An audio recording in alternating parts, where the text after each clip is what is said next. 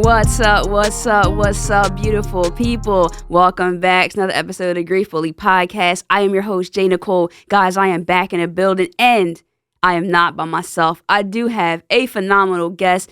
Man, this is Mrs. Money. We've got the GOAT in the building, finances. Listen, if you need to get yourself together when it comes to your finances and just being encouraged about who you are and what you deserve and all of that good stuff, setting the tone, best-selling author. I mean, can the book stay on the shelves? I don't know. We're going to talk about it. Rachel, what's up? Hey, how are you? I am doing well. I'm better now having you in the building. We've talked about getting you here for quite some time now. Now we have you here. I'm excited about it. Got you here to talk about something that we haven't talked about yet on the show, which is grief and our money, our cash, our coins, the bag.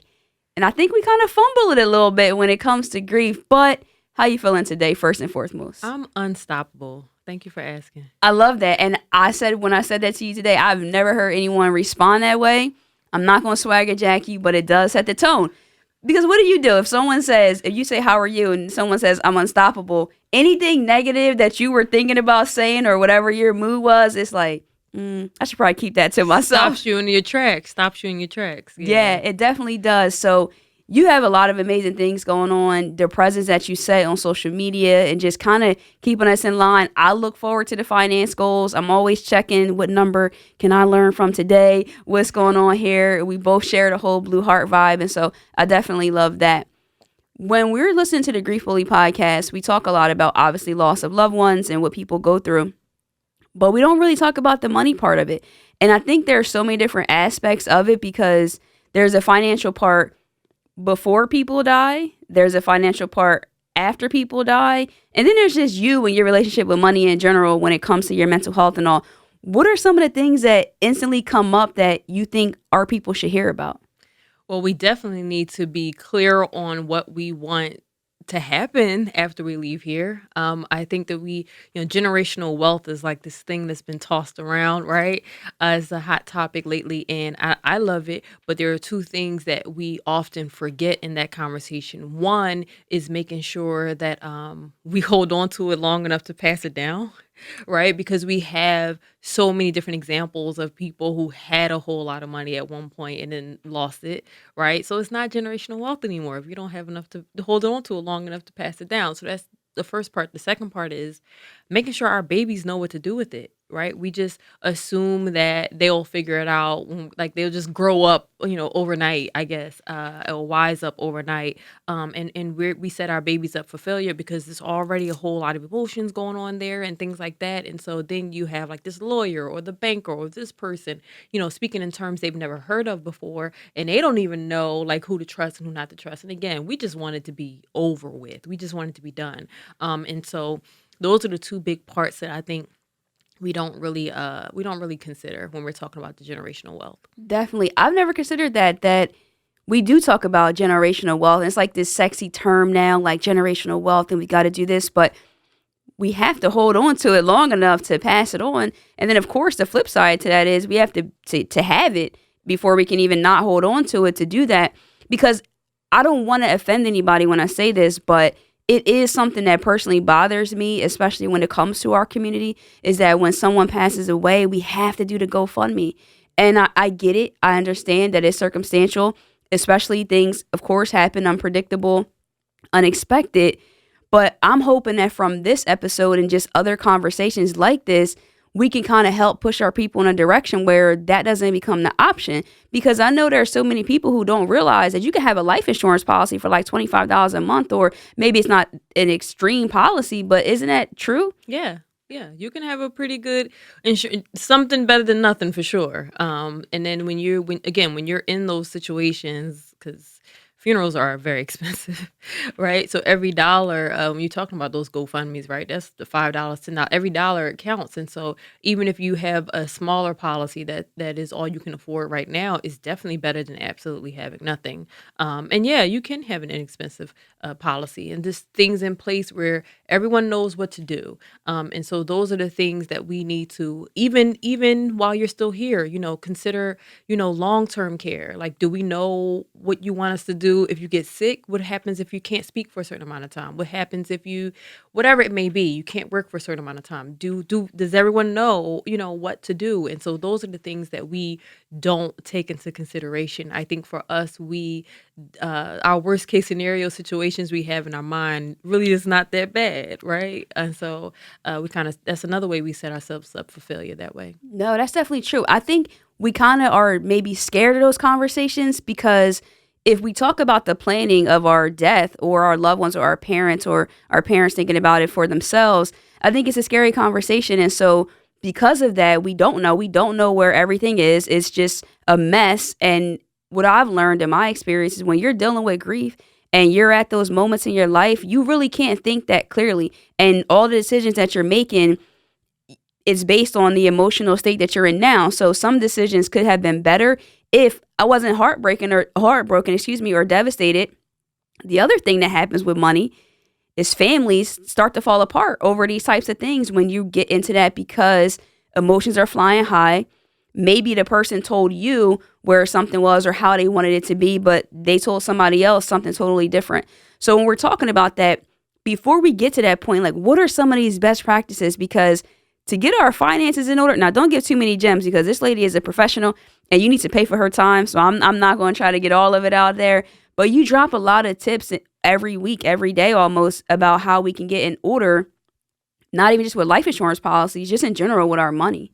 Yeah, I think that everyone should have a legacy box. That is something that I create. Ooh, legacy box. I help my clients create a legacy box. Now, for some of my clients, it's an actual physical box that's somewhere in their house, but for other, it's just like an email, the shared email folder that everyone in the household has the access to or has the password to, and it has all of your important information, like what should we do if if you're not able to be at work, who should we call to explain what's going on, what is the information for your retirement plans or things like that, who's the HR person, what are your insurances, what are your allergies. We need to know all of these things because again, we want to go straight to like we're here and then we're not here, but there's a lot of steps in For between, sure. right? That maybe you can explain this, maybe you don't have the time to explain this. And so having everything all together in one place that everyone knows this is my doctor, this is the lawyer that we trust in our family, they have all the paperwork, here's the information for the will, here's the information for this person, that person, here's the plot that we purchased for the family, whatever it may be. Having a legacy box where all that information, in case of emergency information, is all right there, in case we need it. Now, of course, it'd be nice if we never have to use it, but that is, you want to have at least those things in place because again, if something happens to you, I don't want to have to call 5 people to get to the right person and be on hold for an hour, another half hour, and be shuffled around. Tell me who I should call. Tell me their extension. Tell me their name. Who should I ask for? And so, we want to make sure that we think of these things, just the everyday people you have to deal with and you would have to contact. Well, then put that down. Put that down. Who's your primary? Those kinds of things. Those are the questions that you would have to answer if you're in a situation where you can't answer them for you. No, that's definitely very helpful. We definitely have to look into our legacy boxes, ladies and gentlemen. Make sure we're doing that. It's really important. And so, just to kind of dive a little bit deeper, and you maybe can speak from personal or professional experience if this has been maybe one of your clients or yourself or a family member. How have you seen money as a coping mechanism?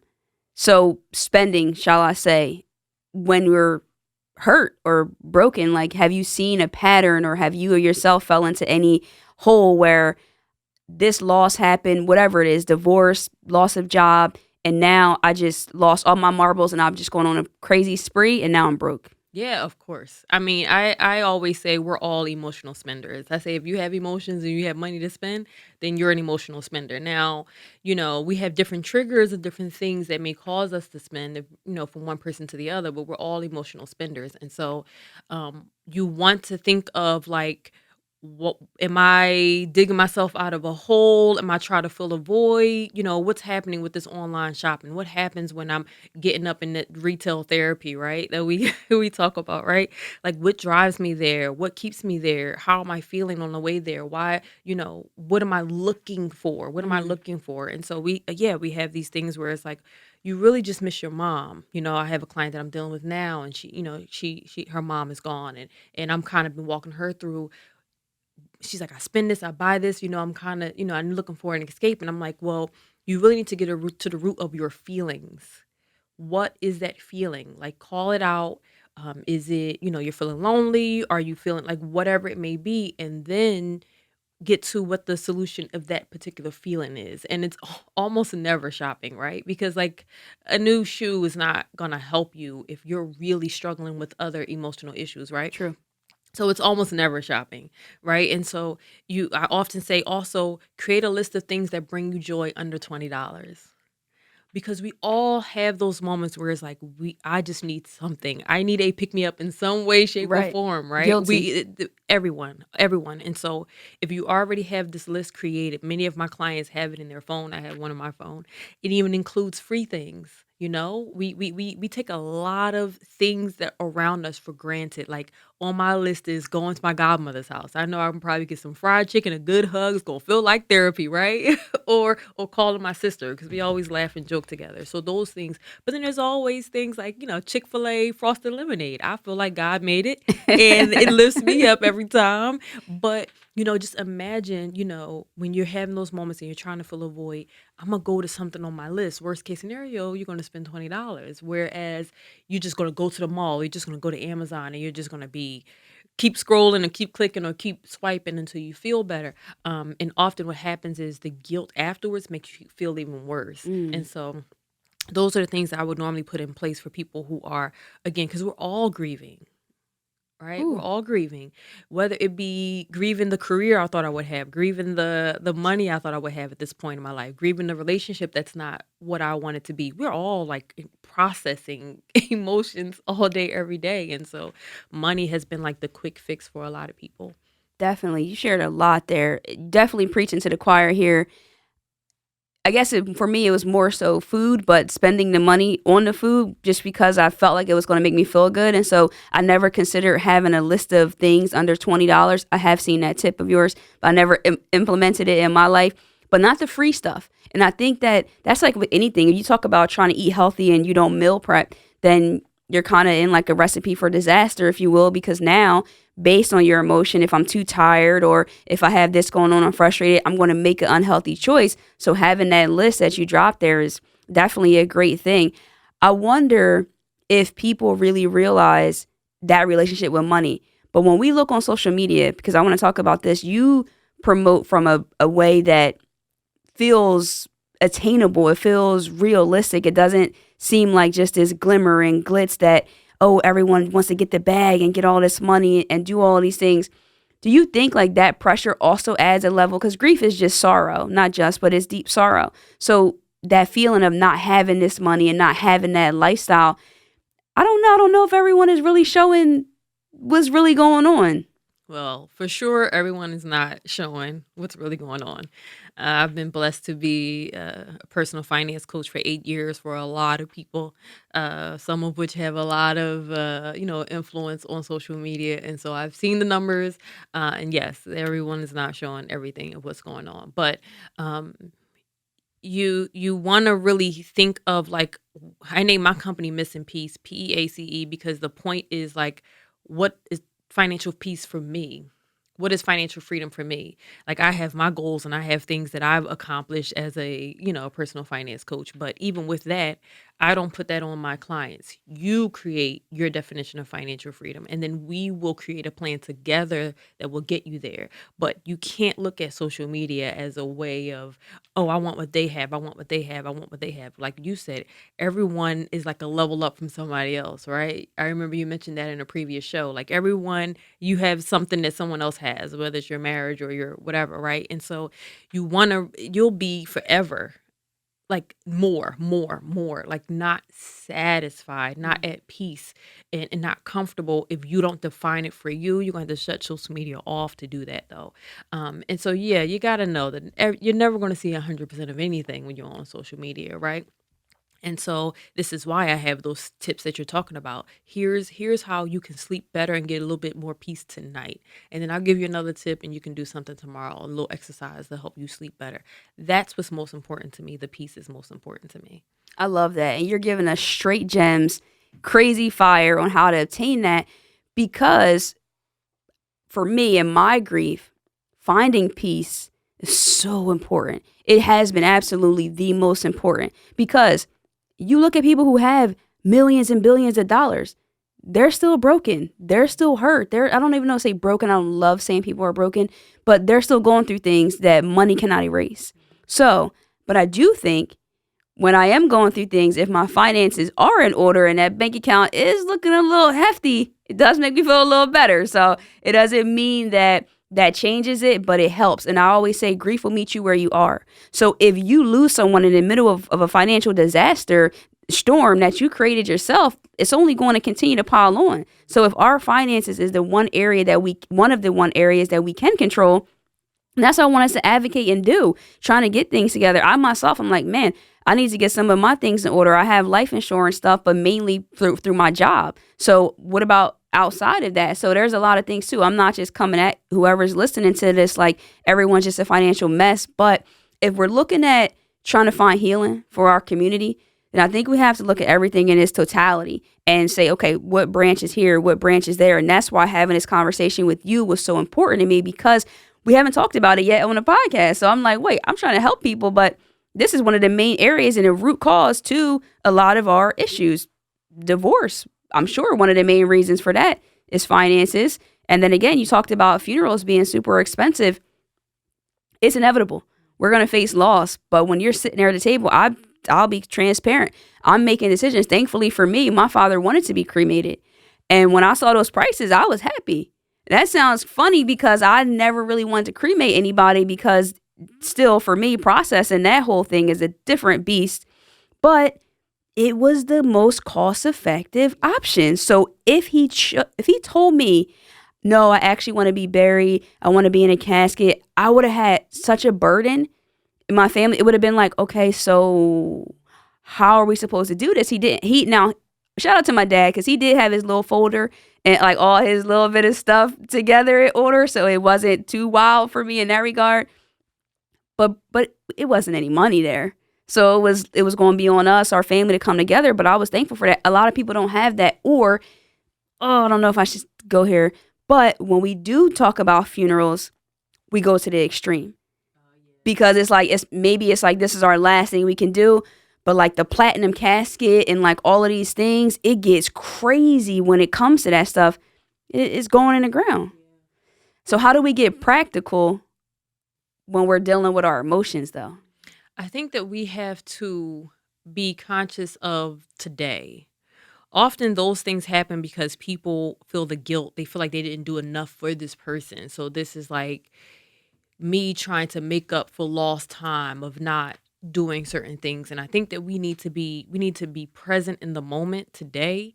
And then you're I mean, I've gone through this with my grandfather. I've gone through this with certain people, and it's like, do you want to say something at the funeral? No, I've said everything to him. Him and I have had long conversations. We have spent a lot of time together. I have no guilt at all here. And, I'm aware of, this is our time to not be together anymore in a physical sense, but I'm aware he's also still with me. I don't have to do the big hoorah. And I think that if we do a little bit more today, because again, the worst case scenario, everyone thinks that the worst case scenario is not going to apply to them, right? And so if we do more, that will help with that guilt on the back end. But again, even having those conversations of like, you knew what your father wanted. So that was Right. right? So many of us have no No idea. clue. Right. We have no clue. And so now we're definitely shooting in the dark because we think that maybe they wanted this and that, and we just going for whatever the top tier is. And of course, those people at those like funeral homes are playing on that, right? So they're aware that a lot of people don't know what their loved one wants. So if we are clear about what we want, and we're honest and have these conversations to say, listen, this is the max.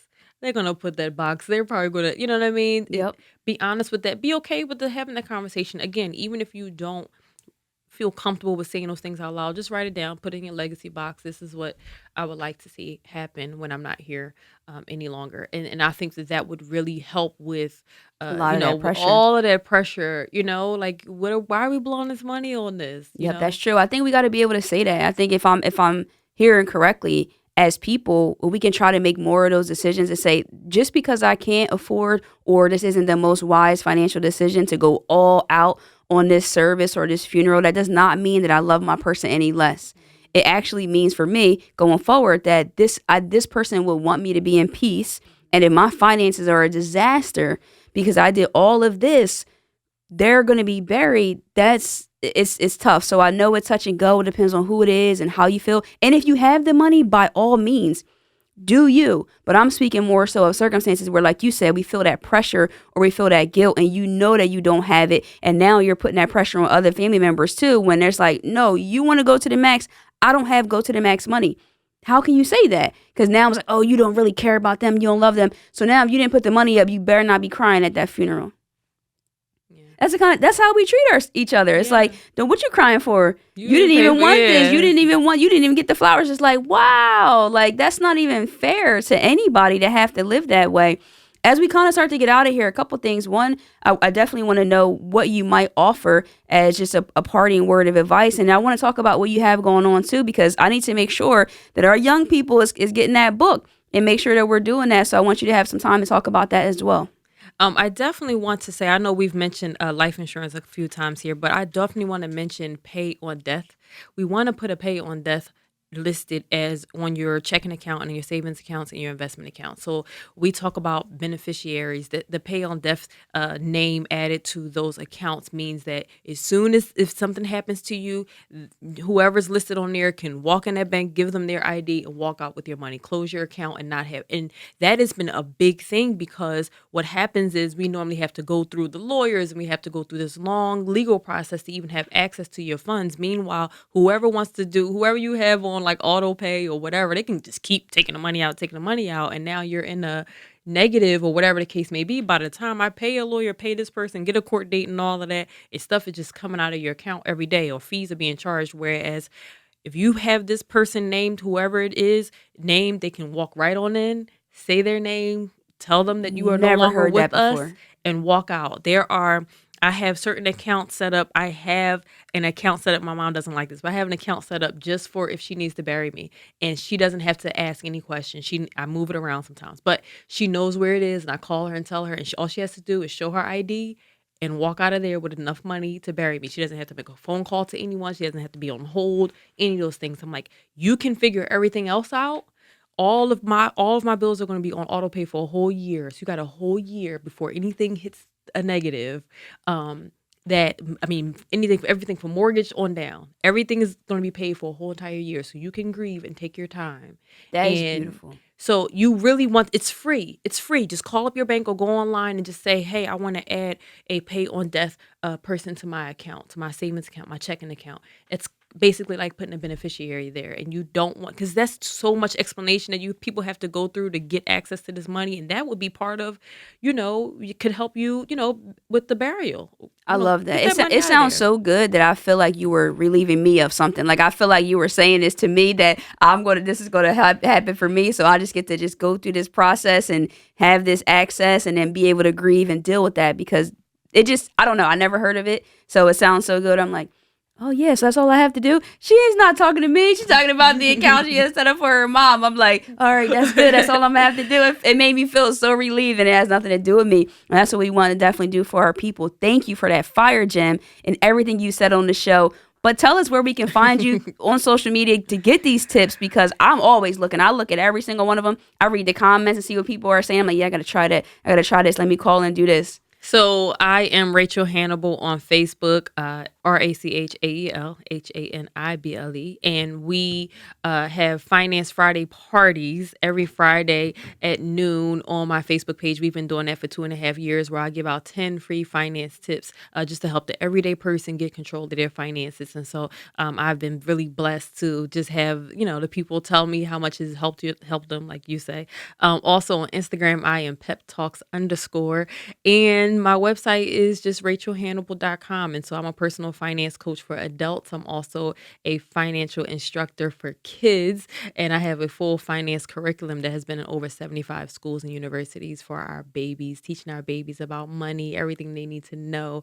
And so that is where you can find me. Even if you want to book a one-on-one, you can request a one-on-one session on my website. She talking heavy, guys, but she didn't tell you that she was a best-selling author, because I know those Well, we books didn't can't do stay. an intro. They can't stay on the shelf. So where can we get your book? Tell us about it for the young people. I think adults probably could learn from it too. But Amber's Magical Savings Box is an interactive children's book that teaches kids about money management. It is a Barnes & Noble and an Amazon bestseller, but it is also in Walmart and Target and everywhere else books are sold. So that is for ages 3 to 10. I also have a personal finance ebook that you can click the link in my bio on my Instagram page. And it's basically for adults to feel like they're in a one-on-one session for the people who are afraid to do a one-on-one session. And there's a lot of the information, and 50 of the tips that you love the most are in the book. And it's a lot of exercises that I normally tell my clients to do while we're in a session. I have paid off over $92,000 worth of debt, saved up a year's worth of my income in cash, and my credit score is at an 843. This is my perfect score year, and I've been working on my new accent to act brand new. But let's go. She's talking completely heavy. I love it. I love the energy. Listen, get your finances in order to help you with your grief journey. Before I get out of here, I want to make sure that with having Rachel on the show, I want to honor your angels. 11 Memory segment this week is going to go out to Amber Johnson, James and Louisa Drayton, James Moore, and Jahiza. You say Jazzy. Jazzy Rodriguez. So it's going to be in love and memory to your angels. I think it's very important because a lot of times people pass away and it can feel like people forgot about them, but they're always there. And I peeped the name Amber, so I'm kind of... Yeah, so Amber's Magical Savings Box is written in honor of my niece, Amber. She passed at the age of 3. So that's why she is first on the list. Beautiful. I love it. And I'm certainly sure she's proud of you because that's an amazing thing for you to do and a way to give back. I'll make sure I link everything for you to connect with Rachel in the show notes. It's been a pleasure having you on the show. It cannot be the last time. We're going to get into a deeper conversation, I'm sure, but this is a great, great thing. And I want to help our people get free, and you helped me do that today. I'm excited for Guys, so you already know. Thank you. Where I hang out the most. Make sure you follow me there over on Instagram at I_AM_ J.Nicole. Guys, till next time, you already know. Love and light. Peace. Blue hearts. Drop them blue hearts. Let's go.